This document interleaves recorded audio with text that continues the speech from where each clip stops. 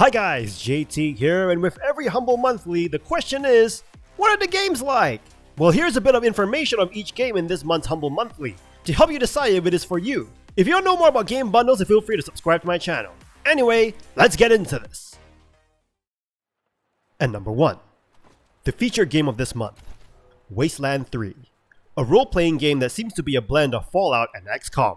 This game takes place in the endless snow of Colorado after the apocalypse.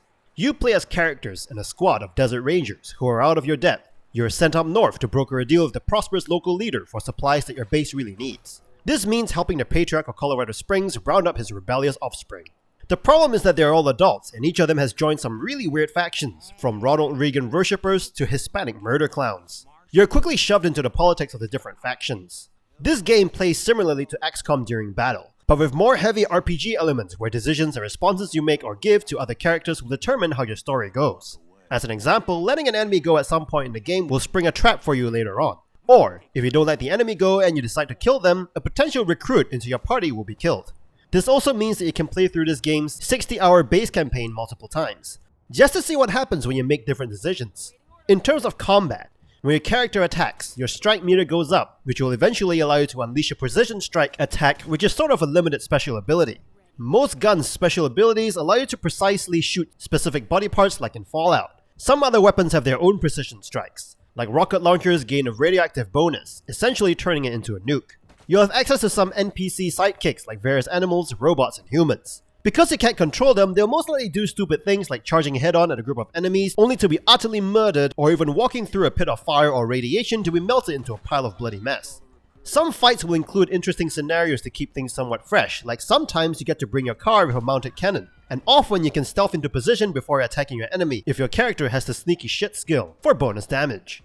In addition, the story is quite engaging with some interesting characters like the alcoholic comedian Scotchmo and the taunting serial killer Vic. Characters are fully voiced and have full facial expressions, making the world feel more alive. The same can't be said for your playable characters and party members though, as there is no way to talk to them except by wandering around hoping to stumble over a conversation trigger. Wasteland 3 offers a decent story that blends seriousness and silliness into one, and a challenging yet engaging turn-based gameplay. And number 2 we have Greedfall, an action role-playing game. The world is dying due to pollution, overpopulation, and the plague, an incurable disease known as the Malachor. The population is growing desperate, but a glimmer of hope shines in the distance. A remote island, Teofradi, a land spared by the plague, a haven of life, wild and untempered by mankind.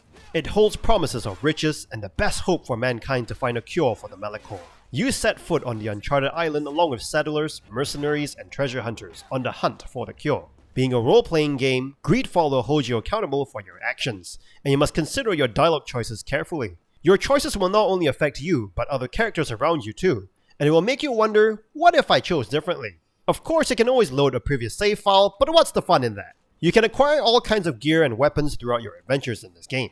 Items can be upgraded and customized as well as equipped to companions. You'll also be engaged in third-person combat that will remind you of some Dark Souls and The Witcher 3, only simpler. There are 3 different styles of combat, magic, ranged, and melee, and you can alter or enhance each style using the talent tree where you can place points into as you level up. You can build a hybrid character that combines swordplay and pistols together. You'll also receive talent points for non-combat perks like persuasion and science, which will enhance your options in dialogue and your ability to explore the world. While this game is set on a large island of Teofradi, it is not a full open world. Rather, it is several dozen smaller zones that you will visit. These zones range from large cities to murky swamps and vibrant forests. There are plenty of secrets and treasures hidden in each zone, and some would require special skills to be able to traverse across to obtain said secret or treasure. But you can always come back later once you have obtained the necessary traversal ability. Other skills include lockpicking and crafting, which will come in handy in different situations. You can even get these skills boosted if you have the right companions with you for the job, given that you have forged a strong enough friendship with them. Speaking of companions, you have 5 of them in total, and your decisions will affect the way they see you. Each of your companions have different faction allegiances, so they aren't just your support characters, rather individuals with their own agendas. They can even betray you if you treat them badly, or cause too much trouble with their allied faction. On the flip side, if you treat them well, they could help you when dealing with their allied faction. A complaint about your companions is that they are very limited in numbers for an RPG game. In addition, not all of your available allies are even interesting persons. Others have complained about lip-syncing issues, graphics, animation, and seemingly cities that lack any large living populations. So if you like a game where your decisions actually matter, then Greedfall could be one for you. And number 3 we have First Class Trouble, a mystery party game where players must work together and against each other to survive a disaster. The goal is to shut down the deadly Central Artificial Intelligence Network, or CAIN for short, of the luxurious intergalactic cruise ship ISS Alethea. Some players are imposters, personoids loyal to the CAIN, secretly playing as human-looking killer robots intent on betraying other players. If this sounds like Among Us, well, because it is clearly inspired by it. Cooperation and careful deduction are key to saving the ship or killing the remaining guests. Each party can perform the same basic actions of refilling oxygen levels, repairing leaks, opening security doors for more loot, etc, etc. However, personoids have a few special tricks, like secret voice channels, biovision which enables them to keep track of nearby enemies, starting a gas leak remotely, have immediate access to shortcut tunnels, and overdose syringes placed across the map.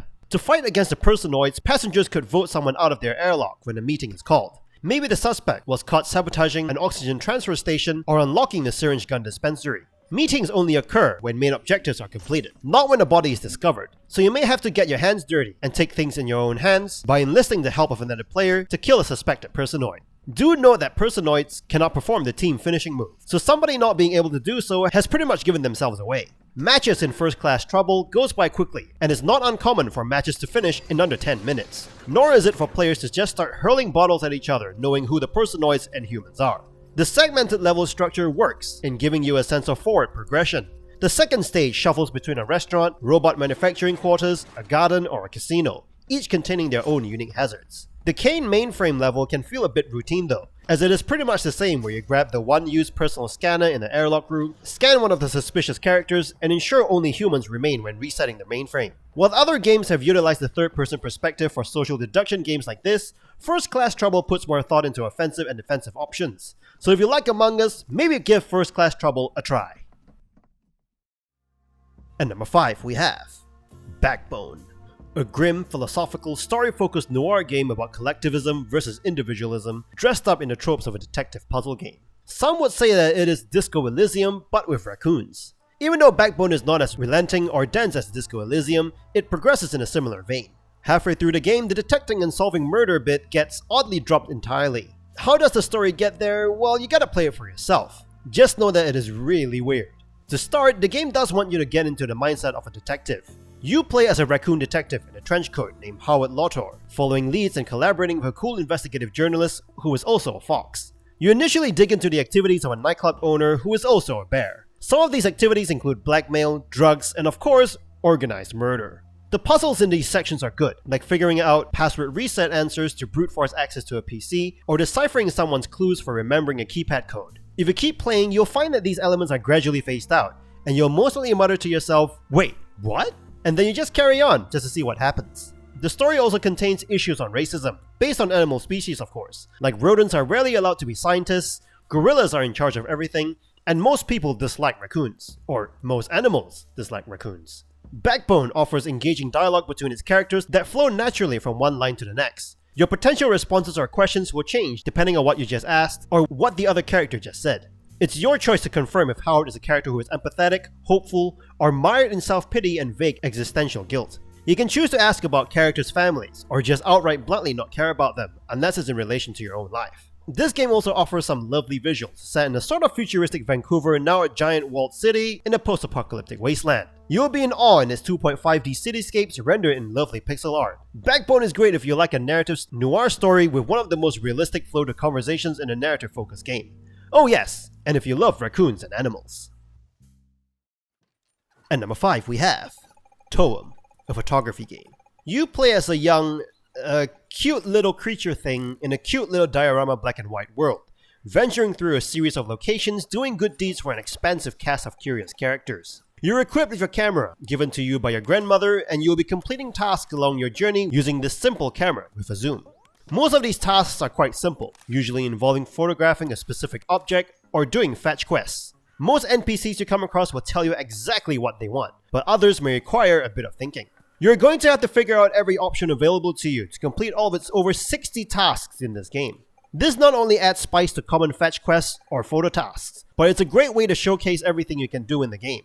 This game isn't long, clocking in between 3 to 6 hours depending on your speed and if you're a completionist. And most importantly, it is really relaxing to just sit down and play the game, to take a break from your hectic lifestyle of pushing skulls through rib cages and games. The photography is quite delightful, and there are some beautiful sights to be seen in this black and white world. You even have a horn attachment that you can activate to elicit different reactions of your subject. TOEM is lighthearted in its presentation, amusing in its writing, and pleasant in its airy soundtrack to help de-stress you. What sets TOEM apart is its excellent execution of the concept it puts forward. No design feels unfinished, and it is simply a well-crafted game through a charming world. So if you like a relaxing game and feel like a photographer in a cute little black and white world, then I would highly recommend TOEM. At number 6 we have Where the Water Tastes Like Wine, a narrative game set during Depression-era America. The game begins with a wager. You stumble on a poker game in America's northeastern boundary, and you find yourself in debt to a mysterious character who is also a wolf. He doesn't want your money though, rather he tasks you with gathering tales from across the country to pay off your debt. It's quite a task given to you that will have you wonder and experience the digital approximation of the North American landscape, uncovering the stories of its people. Oh yes, and you're a walking pile of bones. You'll find yourself traveling in search of bigger and better stories, and sometimes it feels like a road trip of memorable moments and exploration. You can move about America however you see fit, be it going from one city to another on trains, hitchhiking across lonely highways, or counting your steps as you walk towards your next destination. There are more than 200 stories to collect. Cities with its higher population often have a handful to collect at a time, while in less settled areas, these stories are scattered more loosely. The game comes to life when it's time to share all that you've seen. You can meet other travelers camping out all around the map. Upon meeting them, you take turns swapping stories, recounting what you've seen as they slowly divulge more of their own experiences. All of your interactions are beautifully illustrated and voiced. It feels like a piece of art. During these sequences, you will have to try to pick stories they would like to hear, whether it being a rousing tale of adventure or something genuinely tragic or scary. By telling them stories that they are interested in, they'll reward you with a tale of their own, transforming the person you're sharing a campfire with into a complex, dynamic character with each encounter. The writing in this game is excellent. With every character that you talk to, you'll be able to paint a complex portrait of the land that you're traveling, showing you both its beauty and ugliness. Everyone you meet and every story you collect pieces everything together slowly, assembling something that is both flawed yet magical. Stories that you've heard can also grow over time as you talk to different characters about it. It is common to encounter one of your tales in an entirely new form, and it is exciting when you do relearn stories from a whole new perspective, allowing you to contextualize how myths and history are intertwined. Where the Water Tastes Like Wine is an excellent exploration of stories and the meanings we place upon them. It's a road trip game through the American landscape that is punctuated by astounding writing and entertaining encounters. At number 7 we have Blade Assault, a roguelike action platformer. You start the game as Kill, an escaped fugitive who finds himself rescued by the Resistance after meeting his demise. The military forces of the land of Esperanza have grown corrupt, and naturally, you're in the last resistance group standing up against the oppressors. The story isn't the main focus of the game though, as it is the usual cyberpunk oppressive government story. So if you're here for a deep story, you won't find it in this game. Gameplay wise, this game is a 2D action platformer with action that runs in extremely high speeds. The combat is very well done with tight controls, fast-paced battles, and is extremely enjoyable. You start with an energy sword, and you can eventually unlock an axe and a machine gun. You won't be playing as Kill alone though, as you'll eventually have the opportunity to unlock other characters with their own weapons like Jenny wielding a rope dart and Darcy wielding a katana. As per any roguelikes, during each run you'll come across different items that will improve your current abilities or add to your arsenal of death and destruction. These are all procedurally generated, so you'll never get the same items at the same locations on subsequent runs. These upgrades range from minor bonuses like increasing your crit rate by 3%, to major ones like raising your elemental damage on your weapons by a massive amount. Speaking of elemental damage, you'll have access to ice, fire, and lightning. Ice has the ability to freeze enemies in place. Fire has the ability to burn them, inflicting damage over time, while lightning can shock enemies, causing damage and holding them in place at times. As you progress further into your run, you have the opportunity to either upgrade your existing elements or swap them out for completely new ones. With each character having different playstyles makes each decision you come across all the more crucial. The combat in Blade Assault can be highly satisfying as you slice, dice, and shoot down a ton of enemies at a time in high-speed action. Enemy properties like shields and healing will make you think on your feet during high-speed battles. Blade Assault is an awesome experience if you're a fan of classic platformers and thumb-blistering action, as long as you don't mind a mediocre story. At number 8 we have Super Magbot, a 2D precision platformer that doesn't allow you to jump. The system of Magnetia is under threat from the evil Magsteroid. You play as a magnetic robot and you're the only one that can stop him. Across the 4 worlds of Magnetia, you'll have to use your magnetic powers to save locals and eventually the world. And yes, you cannot jump in this game, so you'll have to improvise using the power of magnets. Each stage is peppered with red and blue surfaces. They are handily placed so you can attract or repel yourself from them. You'll be doing more than just simple jumps with your magnetic abilities though. You can scale walls by attracting to magnets on the walls, or stay in the air longer by shooting at ceiling magnets. If your timing is on point, you'll be swinging around the environment with ease. Super Magbot is a difficult game, so be prepared to make your palms sweat. You'll die a lot amongst its flaming pits and saw blades that will take a lot of skill, perfect reaction times, and most importantly, patience. If you're up for challenging games though, then nailing that last magnet pool to reach the exit will feel extremely satisfying. There are also other types of magnetic objects for you to master your movements on. There are walls that can break once you use your powers on them, double layered magnets that can send you soaring, and bubble magnets that you can enter and burst out of. There's always something new that the game will throw at you to keep you on your magnetic toes. If you're patient enough with your sweaty palms, you might just make it to the end of the world where you will be presented with a screen-filling boss fight. These battles are awesome, and it will see you dodging around, trying to survive long enough to take advantage of a weak spot. Do that a few times and you win. If you're a glutton for even more punishment, you can try getting all of the collectibles, which will have you traverse some extremely hard to reach places. You can also try your hands on harder bonus levels of worlds that you have already completed. Super Magbot is a unique and challenging 2D platformer that is easy to learn but hard to master. So if you're up for the challenge, this may be a game for you. This month's Humble Monthly is pretty good if you're into some strategy with some heavy RPG and narrative heavy games. If you like a story and characters, you may just find a few interesting games in this. Anyway, don't forget to like and subscribe, and I'll see you guys in the next video.